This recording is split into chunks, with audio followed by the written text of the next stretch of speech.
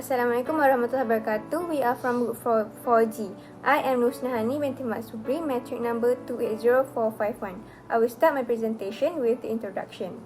The Transmile Group Berhad, also known as simply as Transmile, is an investment holding company that is primarily engaged in the business of providing air freight, aircraft engineering, and also maintenance services.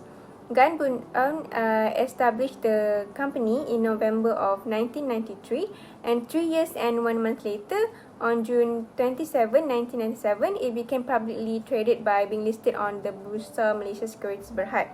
As of April 28, 2006, there was a mix of native and non-native shareholders in Transmile. The chronology of the scandal began as the corporation missed the due date for coming out with its audited annual accounts that had been audited for the financial year to Bursa Malaysia for public release purposes. It had to take place within a time frame that is 4 months from the end of the fiscal year that occurred on or before April 30, 2007. In a letter to the Board of Directors dated May 4, 2007, its external auditor, Deloitte & Touche, repudiated to authorize the annual accounts due to the absence of specific documentary evidences. On May 7, 2007, the Board of Directors appointed Mus Roland Risk Management to be in charge of a special audit for the company. Then, it has been discovered saying that the company's earnings and profits turned out to be materially overstated. On March 2011, Transmile Group Berhad was suspended and delisted from Bursa Malaysia, and on February 14, 2020, an accounting scandal has been settled where Gan Bun Aun was found guilty. Next, I will explain more about roles of the auditors. An auditor is an qualified independent professional who inspect, reviews and verify the standard of financial documents in order to provide a true and fair report of previous and present financial position. During the period, Deloitte served as Transmile external auditors. So the roles of an auditor under Malaysia Company Act 2016 is: the first one, auditors need to form an opinion on the company's accounting, other record and register, which are required to be kept properly in compliance with the Act. The second one is responsible for providing an qualified opinion on the state of their organisation account. They can tell if the company's account accurately reflects the company's financial situation and ensure the shareholders are not fooled by the fabricated financial account. The third one, auditor need to ensure that all accounting documents and necessary records required by the Malaysian and Companies Act are well kept and free of any fault. The fourth one, auditor need to report if there is any fraud. Generally, when doing their duties, the auditor may have specific suspicions about fraud within the company, such as circumstances in which the financial statement and the values contained within do not line up. And the last one, auditors are solely responsible for expressing an opinion on financial statement, as the director of a company are accountable for the preparation and fair presentation of financial statement. Next, I will talk about the effect scandal to the auditors. As we know, Transmile top management overstated the company's profit from 2004 until 2006. So the first effect is the internal auditors' market and public image improved due to their professionalism and honesty in reporting the Transmile affair.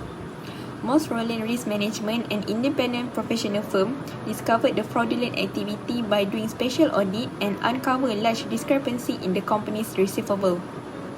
The next one, Deloitte failure to detect material errors before raised doubt about the auditor's competence and care.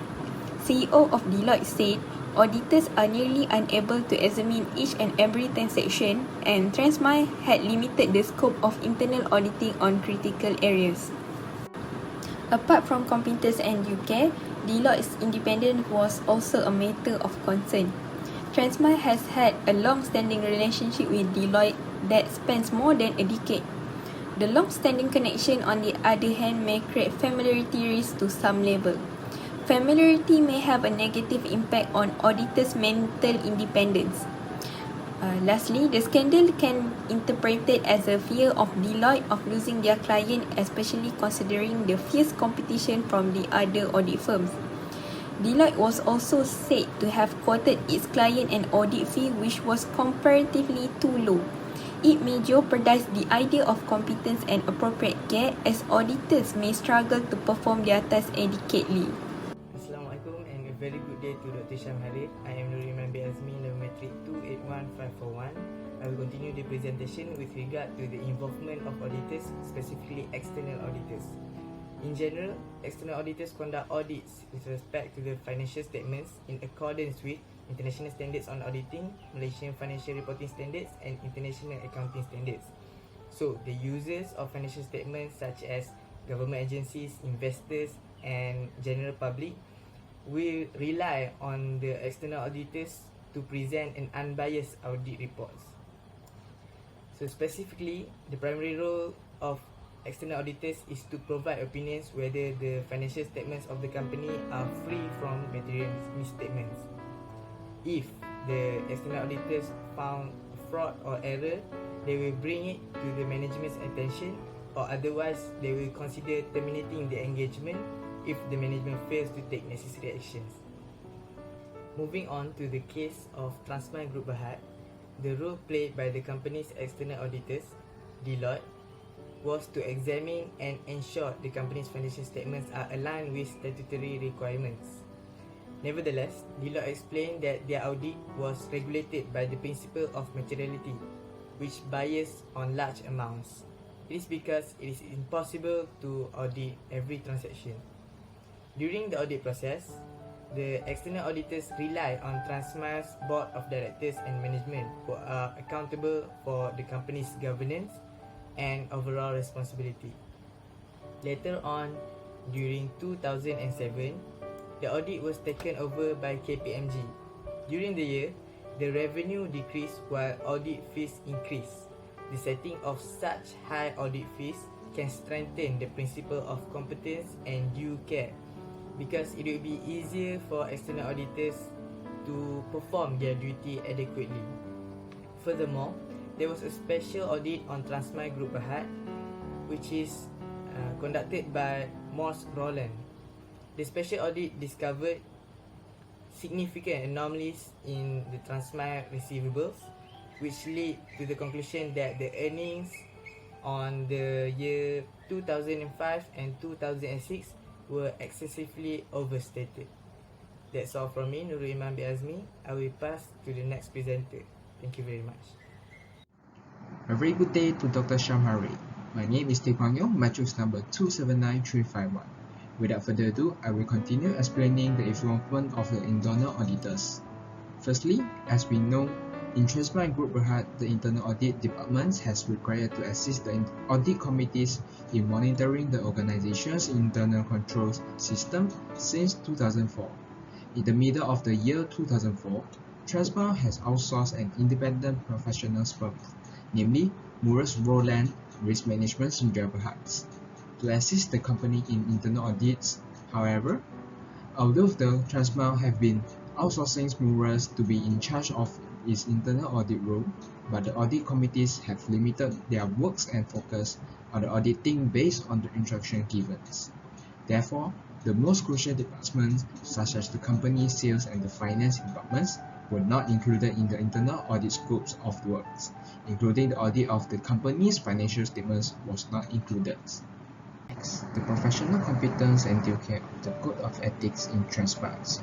Deloitte and Touche were hired by Transmart as the independent and external auditors in 2005, and their job is to analyze and examine the overall presentations of the financial statements and ensure that their financial statements are prepared and made in compliance with the regulations that the regulators mandate. However, there are more than 20 different company sales were recorded and ascribed either false or unfounded in 2004 as a result of the special audits. Following by the scandal incurred in Transmart, the external auditors' competence and due care have been called into the questions by the public, as Deloitte and Touche have failed to identify the substantial errors that occurred in Transmart's financial statements in 2004 and 2005.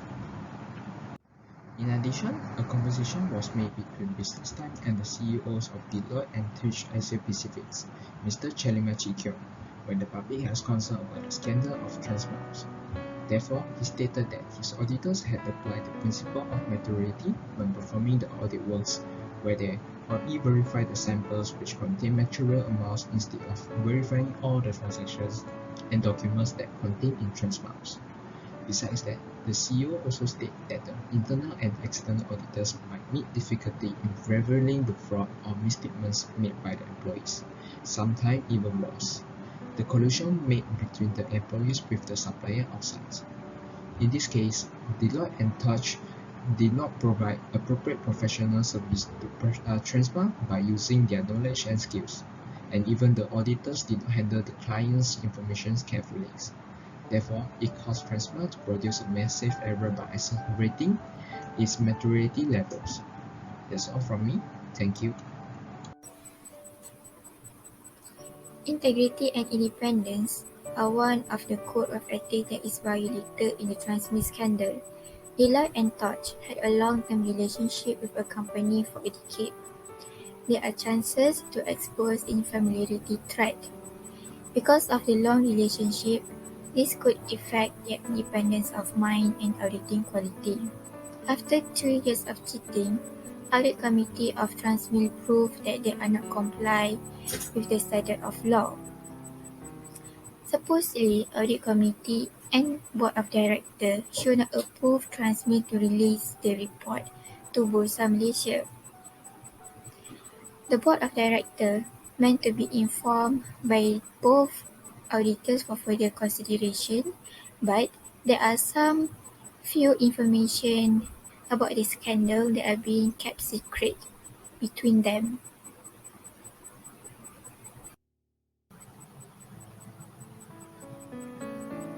This behavior impacts the accountant or auditor's ability to empathize with their customers' interests or what they does. It is audit's responsibility to always uphold the highest standard of integrity and independence because they are accountable to every shareholders in Transmil. The Audit Committee should issue the management letter to the Board of Directors as soon as possible, not 2 months later after the case. This to ensure the problem not to be overlooked. During KPMG to the auditing role for the Transmil case, they found the misstatement occurred when Deloitte and Touch being their external auditor. Deloitte and Touch failed to highlight it to the management. After a while, they has declined the approval of annual report to the Board of Directors as they could not obtain any supportive document as a backup to all the false transactions. This scenario proved that Deloitte and Touch does not follow the code of ethics. The next code of ethics is professional behavior. It imposes an obligation where auditors must comply with relevant laws and regulations. A report should be submitted to Security Commission as stated in Section 99E of Security Industry Act. In Transmil case, the external auditors did not submit the report as the Audit Committee suddenly resigned from the company after being suspected. Due to the improper action taken by the Deloitte and Touch, Transmil scandal was widely spread to the public. Deloitte and Touch had a regular discussion with the Audit Committee, but their effort was fruitless. Both parties was dishonest between each other. The Transmil scandal was not only involved between the auditors, but also high position management. However, the auditor played a significant role in this issue. Due to the lack of ethical behavior, the auditors and audit reputation had ruined. In conclusion, the Transma case occurred when the business world had already witnessed several high-profile examples of phenomenal collapses as consequences of the virtuous concerns. This is because Transma's top management overstated the company's revenues and profits in accounting periods 2004, 2005 and also 2006. It was only uncovered in May 2007 when its external auditor refused to sign off the financial year 2006 annual auditor account. The scandal that arises should be avoided regardless of the cost, as it will affect not only the company itself but also other parties. Severe consequences shall fall upon them directly and also the auditors.